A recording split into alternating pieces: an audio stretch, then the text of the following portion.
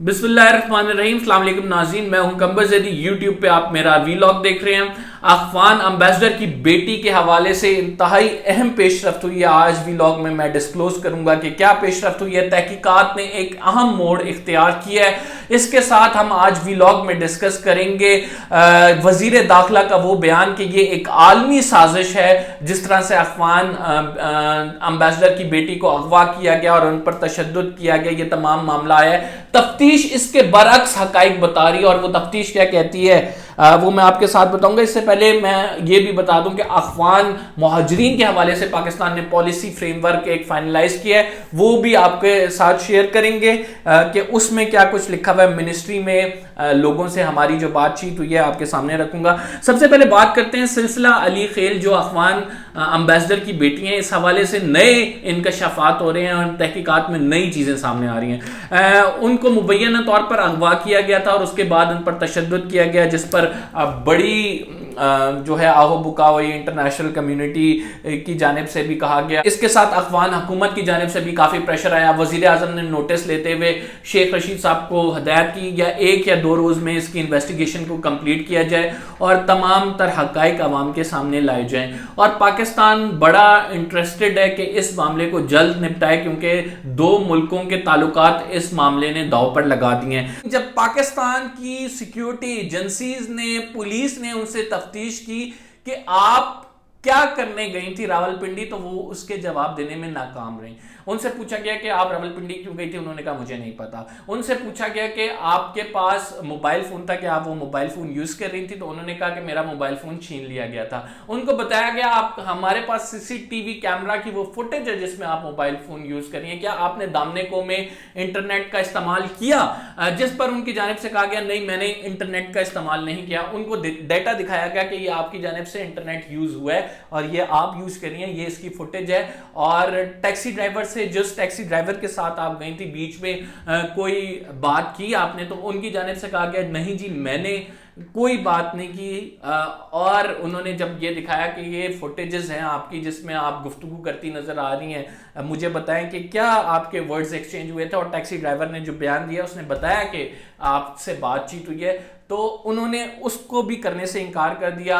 अब सूरत हाल यह है कि अफगानिस्तान ने अपना सिफारती अमला वापस बुला लिया हुआ है सिक्योरिटी थ्रेट्स की बुनियाद पर कि पाकिस्तान में सिक्योरिटी थ्रेट्स हैं। ये एक इंतहाई कदम है नाजरीन, और जिसकी वजह से दोनों ममालिक के जो रिलेशन है वो मजीद ख़राब होने जा रहे हैं। क्योंकि इससे पहले भी कुछ अफगान सदर की जानिब से जब बयान आए थे और पाकिस्तान ने उनको, अफगान सदर को, अशरफ गनी को खड़ी खड़ी सुनाई थी ताशकंद में कॉन्फ्रेंस में, तो मामला कुछ बेहतर नहीं चल रहे थे। फिर पाकिस्तान एक कॉन्फ्रेंस होस्ट करने जा रहा था अफगान पॉलिटिकल लीडर्स की, उस पर भी फिर खबरें ये आने लगी कि ये कॉन्फ्रेंस मुलतवी होने लगी है या ये कॉन्फ्रेंस अभी नहीं हो रही।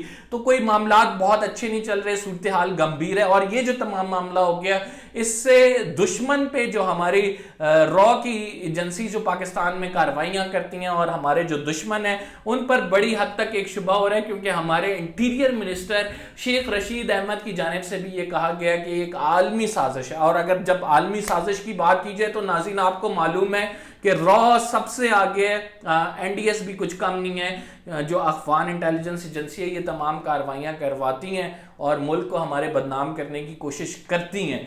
तो इसका ये खारिजुल इम्कान बात नहीं है कि ये अगवा भी किसी आलमी साजिश का हिस्सा हो, जैसा कि शेख रशीद अहमद साहब फरमा रहे हैं इस हवाले से। अब जो है नाज़रीन, पाकिस्तान की मिनिस्ट्री की जानिब से जो नोटिफिकेशन आया उसमें ये कहा गया है कि ये बहुत ही अनफॉर्चुनेट है, क्योंकि पीएम ने एक हाई लेवल की जो है कमेटी तश्कील दे दी थी, और अफगान अमला अगर इधर नहीं होगा जैसे अम्बेसडर और उनकी बेटी, तो किस तरह से हम दुनिया के सामने लाएंगे जिन्होंने अगवा किया है। ये मामला तो हमने 2 दिन में निपटा लेना था। और साथ ये भी कहा गया कि अफगान हुकूमत को चाहिए कि इस जो मामले को रिकंसिडर करे कि अपना सिफारती अमला वापस ना बुलाए, इतनी हद पर ना जाए, और पाकिस्तान उनके जो अफगानिस्तान में के अम्बेसडर हैं और उनके पूरे अमले की एक्स्ट्रा सिक्योरिटी फराम करेगा, उनकी हिफाजत करेगा। तो नाजरीन एक बात यह भी है कि जब सिलसिला से उनका मोबाइल मांगा गया तो उन्होंने सारा डाटा डिलीट करके दिया। تو یہ بھی وجہ نہیں سمجھ آتی کہ کیوں ان کی جانب سے ڈیٹا ڈیلیٹ کیا گیا. اگر کوئی چاہتا ہے کہ تفتیش آگے بڑھے, کوئی چاہتا ہے کہ ملزمان پکڑے جائیں, تو اس کو ڈیٹا تو ایٹ لیسٹ فراہم کرنا چاہیے تاکہ اس ڈیٹا کو دیکھ کے انویسٹیگیٹو ایجنسیز جو ہیں پتہ لگا سکیں. تو دال میں کچھ کالا ضرور ہے جس کی بنیاد پر یہ تمام معاملات ہو رہے ہیں اور یہ تمام چیزیں ہمارے سامنے آ رہی ہیں. بات کریں گے آپ افغان ریفیوجیز کے حوالے سے. پاکستان نے پالیسی فریم ورک بنا لیا ہوا ہے.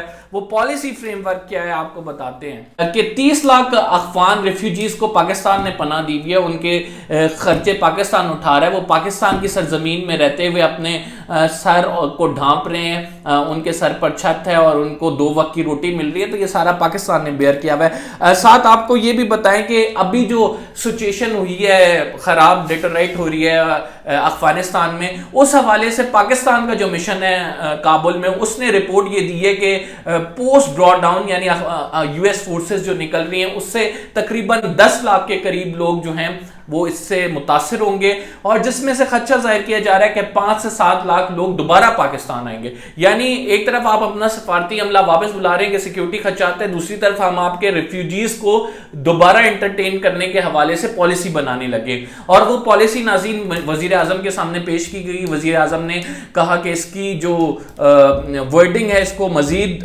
درست کیا جائے اور وہ ڈیفرڈ کر دی گئی ہے فار دا ٹائم بینگ. وہ پالیسی کیا ہے میں آپ کے ساتھ شیئر کر دیتا ہوں. جب یہ ہمیں انفارمیشن ملی کہ 5 سے 7 لاکھ ریفیوجیز آئیں گے تو پاکستان نے سب سے پہلے کہا کہ ہم اس فائنینشیل کنڈیشن میں نہیں ہیں کہ ان کو جو ہے انٹرٹین کر سکیں, ان کو یہاں پہ جگہ دے سکیں اور ان کو کھانا فراہم کر سکیں.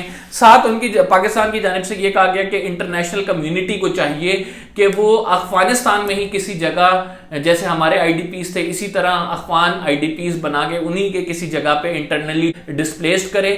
یہ نہ ہو کہ سارا انفلکس پاکستان پہ آ جائے, پاکستان پہ برڈن پڑ سکے.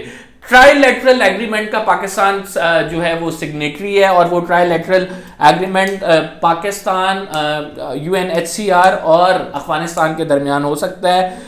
اور وہ ایگریمنٹ جو ہے یہ کہے گا کہ ہیومنٹیرین گراؤنڈز پہ ہمیں جو ہے وہ افغانستان سے جو انفلکس آ رہا ہے اس کو پناہ دینی ہے. لیکن اس حوالے سے پاکستان نے سوچا ہے کہ وہ جو شہروں سے دور علاقے ہیں وہاں پہ کیمپس بنا کر دے گا, لیکن اس میں بھی شرط عائد کر دی گئی ہے. اور وہ شرط جو منسٹری کے اندر کے بندے ہیں وہ یہ کہہ رہے ہیں کہ جب تک U N H C R کی طرف سے پراپر گرانٹ کی ہمیں یقین دہانی نہیں کی جائے گی ہم اس معاملے پہ آگے نہیں بڑھیں گے.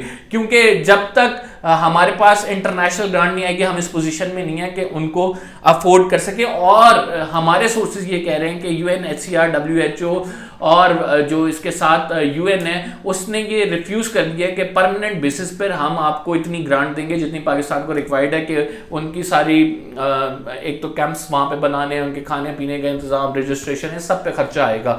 تو اگر وہ نہیں کرنے جا رہے تو پاکستان بھی انٹرسٹڈ نہیں ہے کہ انفلکس کو وہ لے, کیونکہ پاکستان ناظرین ایک بتا دیں 1951 اور 1967 میں 2 ایگریمنٹ ہیں, اور وہ 2 ایگریمنٹ بتاتے ہیں انٹرنیشنل ٹریٹیز ہیں کہ اگر کہیں پہ جنگ ہوتی ہے تو اس میں انسانی حقوق کی بنیاد پر دوسرے ممالک کے لوگوں کو ساتھ والے ممالک میں جگہ دی جانی ہے. پاکستان نے اس پہ سگنیچر نہیں کیا, لیکن ٹو ہوسٹ دا ریفیوجیز اسے کہتے ہیں, treaty to host the refugees, کہ وہ جو مہاجرین ہیں ان کو رکھے گا. تو پاکستان کے اوپر لیگلی یہ باؤنڈ نہیں ہے کہ وہ افغانستان والے مہاجرین کو اپنے پاس رکھے. البتہ پاکستان نے بھی یہ سوچ لیا کہ اگر یو این کی جانب سے ہاتھ پکڑائی دیا جاتا ہے تو 10 کے پی میں جو ہے وہ کیمپ سیٹس کیے جائیں گے, 4 تو جو ہیں وہ بلوچستان میں اور تورخم اور چمن بارڈر کے قریب یہ کیمپ سیٹس کیے جائیں گے جہاں پر یہ تمام جو ہے معاملات کو دیکھا جائے گا اور ان کی سپرویژن کی جائے گی. ابھی تک کی اطلاعات یہ ہیں کہ سلسلہ علی خیل کے معاملے پر اپڈیٹ یہ ہے کہ وہ افغانستان واپس جا چکی ہیں اور افغانستان کے عملہ بھی اس ٹائم پاکستان میں موجود نہیں ہے, ان کو واپس بلا لیا گیا ہے. پاکستان اور افغانستان کے حالات میں بہتری نہیں ہے اس ٹائم, وہ کشیدہ ایک صورتحال اختیار کر چکے ہیں. دیکھتے ہیں آنے والے وقتوں میں کیا ہوتا ہے. فی الحال کے لیے یہی انفارمیشن تھی جو آپ کے ساتھ شیئر کرنی تھی. اگلی ویڈیو میں آپ سے ملاقات ہوتی ہے. قمر زیدی کو اجازت دیجیے, مجھے سبسکرائب کرنا نہ بھولیں اور بیل کا آئیکن بھی ضرور دبائیں. اللہ حافظ.